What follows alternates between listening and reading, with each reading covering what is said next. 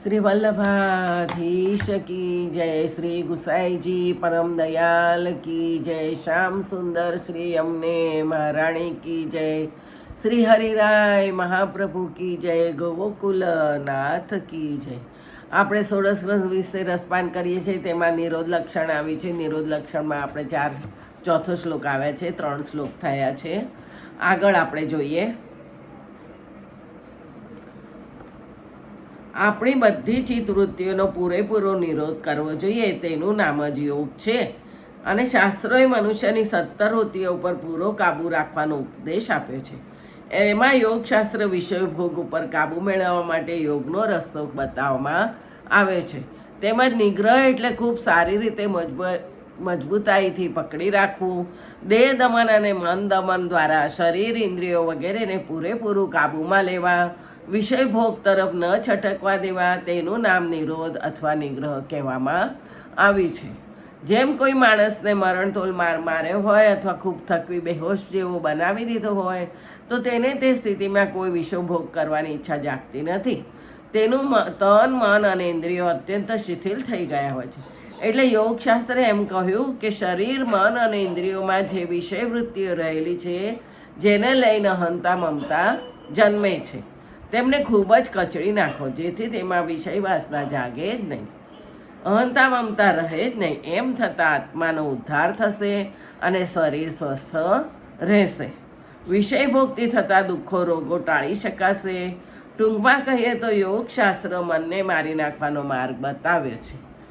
નિરોધ કે નિગ્રહ શબ્દનો જેમ એક અર્થ પૂરેપૂરો વશ કરવા છે, એમ બીજો અર્થ મારી નાખવું અથવા નાશ કરવો એવું પણ કરવામાં આવ્યો છે. ભક્તિ માર્ગના શાસ્ત્રોએ નિરોધનો સહજ, સરળ અને સુગમ પ્રકાર બતાવે છે. શ્રી ભાગવતજીમાં કહ્યું છે કે ઇન્દ્રિયને 5 વિષયો ભોગવવામાં સહજ વૃત્તિ છે. શરીર અને મનને સુખ ભોગવવાની સહજ વૃત્તિ છે. તેઓ હંમેશા એકથી ચડિયાતા વિષય ભોગો માટે પ્રવૃત્ત રહે છે. પૂર્ણ પુરુષોત્તમ ભગવાન શ્રી કૃષ્ણ અલૌકિક આનંદ રસનું સાક્ષાત સ્વરૂપ છે. તેમનામાં રૂપ, શબ્દ, ગંધ, સ્વાદ અને સ્પર્શના અલૌકિક વિષયો રહેલા છે. 5 ઇન્દ્રિયોથી રસાત્મક કૃષ્ણ ભગવાન 5 અલૌકિક વિષયનો ભોગ કરવાનો માર્ગ મન, ઇન્દ્રિયો અને શરીરને બતાવી દેવાથી તેઓ પછી લૌકિક ભોગ તરફ અને વિષયો તરફ નજર પણ નહીં કરે. એમાંથી એમનો લૌકિક રસ આપોઆપ નાશ પામશે. તેનાથી મનનો નિરોધ અને નિગ્રહ અલૌકિક બનશે. ભગવાન શ્રી કૃષ્ણમાં નિરોધ થશે. ભક્તિમાર્ગનો આ નિરોધ કે નિગ્રહ મનને મારી નાખવાનો નિરોધ કે નિગ્રહ નથી. મનને ભગવાનમાં મેળવી દેવાનો રસાત્મક નિરોધ કે નિગ્રહ છે. ભગવાનમાં આપણા ચિત્તને ઓતપ્રોત કરી દેવું, એનું નામ સેવા. ત્યાં આ નિરોધની જ વાત કરવામાં આવી છે. આ નિરોધ અત્યંત સરળ અને સહજ છે, કારણ કે દરેક આત્મા પરમાત્માનો અંશ છે. તેથી આત્માને પરમાત્મા તરફ સહજ સ્નેહ અને સહજ આકર્ષણ છે. પરમાત્માનું સાકાર શ્રી કૃષ્ણનું સ્વરૂપ એટલે મધુર છે. એટલું મધુર છે કે તેઓ આપણી સર્વ ઇન્દ્રિયોના વિષય બની જાય છે. એમનાથી ચડિયાતો કોઈ વિષય જગતમાં નથી. એટલે શ્રી કૃષ્ણમાં મન લાગ્યા પછી બીજે ક્યાંય લાગશે નહીં. બીજે લાગેલું મન સદાને માટે ઉખડી જશે. આપણે ત્યાં રસખાનજીનું ઉદાહરણ આપેલું જ છે. લૌકિક બાળકના રૂપથી પાગલ બનેલા રસખાનજી શ્રીનાથજીના ચિત્રજીના દર્શન માત્રથી અલૌકિક રૂપ તરફ ઢળી ગયા અને આજીવન વ્રજમાં શ્રીનાથજીના સ્વરૂપ અને લીલાઓમાં ડૂબેલા રહ્યા. પછી ક્યારેય તેમને પેલા રૂપાળા બાળકની યાદ પણ આવી નહીં. આ ભક્તિ માર્ગીય નિરોધ છે.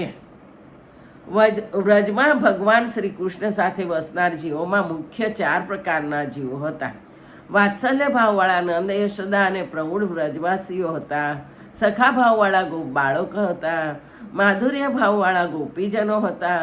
પશુ પક્ષી, નદી, પર્વત અને સ્થાવર જંગમ પદાર્થો પણ હતા. ભગવાને પોતાની વિવિધ લીલાઓથી સમસ્ત વ્રજનો પોતાનામાં નિરોધ કર્યો હતો.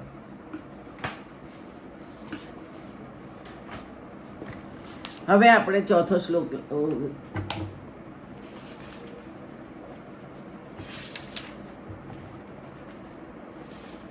महता कृपया यावद भगवान दय इष्यति तावद आनंद संदोह કીર્ત્યમાન સુખાય. મોટાઓની કૃપા વડે જ્યાં સુધી ભગવાન દયા કરે છે ત્યાં સુધી આનંદ વિધિ પ્રભુ કીર્ત્યમાન કીર્તન કરાતા હોય તે સુખને માટે છે. જિજ્ઞાસુએ ભગવાનના ગુણોનું શ્રવણ કર્યા બાદ તેનું મનન કર્યું હોય પછી તે ગુણો અંતઃકરણમાંથી કીર્તન દ્વારા બહાર નીકળી કર્ણ દ્વારા અંતઃકરણમાં ફરી પ્રવેશ કરે ત્યારે અંતઃકરણની ભગવાનમાં આસક્તિ વધે છે.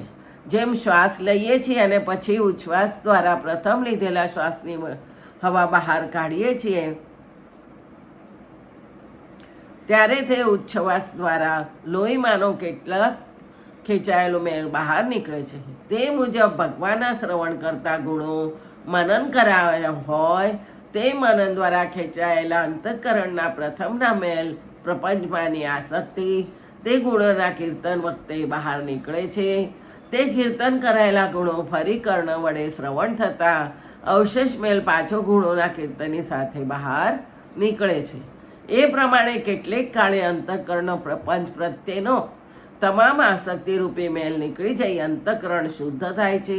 એ રીતે તે અંતઃકરણ પ્રભુના ગુણના અધ્યાસવાળું થતાં ભગવત કૃપાને યોગ્ય થાય છે.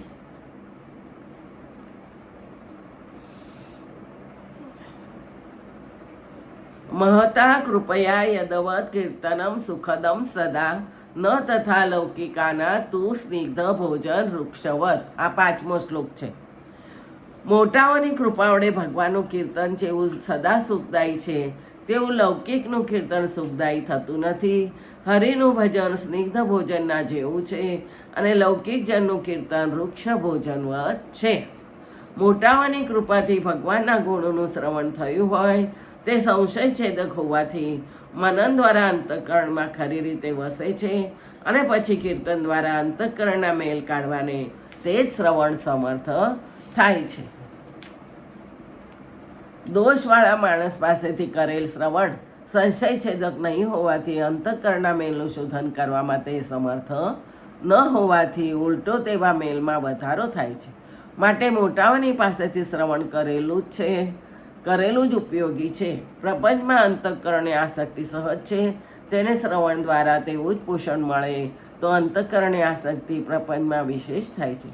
એટલું જ નહીં પરંતુ તેવા શ્રવણના પ્રભાવથી કરાતું કીર્તન પણ પ્રપંચની આસક્તિયુક્ત હોવાથી પ્રપંચ આસક્ત મનુષ્યોના ગુણો ગાવામાં આસક્તિવાળું થાય છે અને તેવા પ્રપંચ આસક્તિવાળાનું ગુણગાન કરવાથી તે દ્વારા પાછું શ્રવણ પણ તેવું જ મલિન હોવાથી અંતઃકરણમાં પ્રપંચ આસક્તિ વધતી જાય છે.